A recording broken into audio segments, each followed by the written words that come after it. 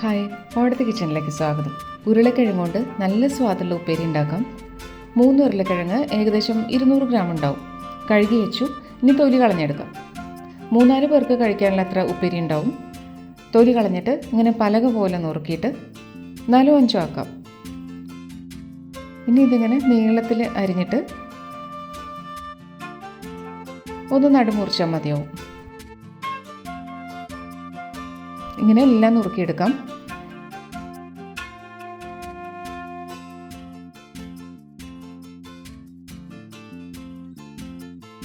ചീനച്ചട്ടിയിലേക്ക് 2 table spoon വെളിച്ചെണ്ണ ഒഴിക്കാം.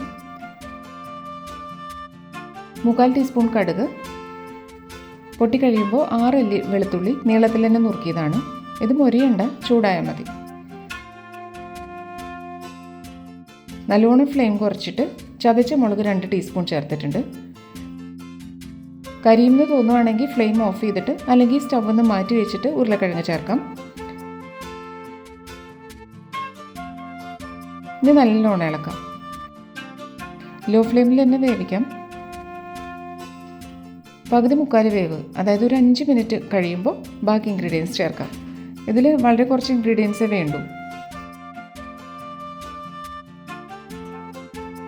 ഇനി 1/2 ഗ്ലാസ് വെള്ളം ഒഴിക്കാം. ഒന്ന് ഇളക്കിയിട്ട് അടച്ചു വയ്ക്കാം.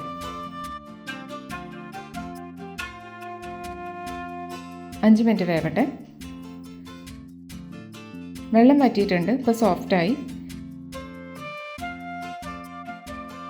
ഇനി പാകത്തിന് ഉപ്പ് ചേർക്കാം. 1/4 ടീസ്പൂൺ മഞ്ഞൾപ്പൊടി, 1 ടീസ്പൂൺ ഗരം മസാലപ്പൊടിയും കൂടി ചേർക്കാം. ഇളക്കി യോജിപ്പിക്കാം. ഇനി 2-3 മിനിറ്റ് കഴിഞ്ഞാൽ പാകത്തിന് വെന്ത് കിട്ടും. ഇനി അടച്ചു വെക്കേണ്ട, അടച്ചു വെച്ചാൽ കൂടുതൽ വെന്ത് കുഴഞ്ഞു പോവും. ഇങ്ങനെ ഉതിർന്ന് തന്നെ ഇരിക്കണം. ഇപ്പോൾ പാകമായിട്ടുണ്ട്. എന്നാൽ വെന്ത് കുഴഞ്ഞിട്ടുമില്ല. ഓഫ് ചെയ്യാം. 2 തണ്ട് കറിവേപ്പില, 1 ടീസ്പൂൺ വെളിച്ചെണ്ണ. എണ്ണ താല്പര്യമില്ല എന്ന് വെച്ചാൽ ഒഴിവാക്കാം. അപ്പോൾ ആദ്യം ചേർത്തത്ര തന്നെ മതി എന്ന് വയ്ക്കാം. ഇത് സ്പൈസിയാണ്, ഉതിർന്നിട്ടാണ്. അധികം ഇൻഗ്രീഡിയൻസും ഇല്ല, എന്നാൽ നല്ല സ്വാദുണ്ട്. കുറച്ച് സമയം മതി ഉണ്ടാക്കാൻ. ചോറിനും ചപ്പാത്തിക്കും കഞ്ഞിക്കും ബ്രെഡിനും ഒക്കെ അത് നന്നാവും. എരിവ് ഇത്തിരി കുറച്ചുണ്ടാക്കിയാൽ വെറുതെയും കഴിക്കാം. ഇഷ്ടമായ ഓടത്തെ കിച്ചൺ ലൈക്കും ഷെയറും ചെയ്യാം. Thank you.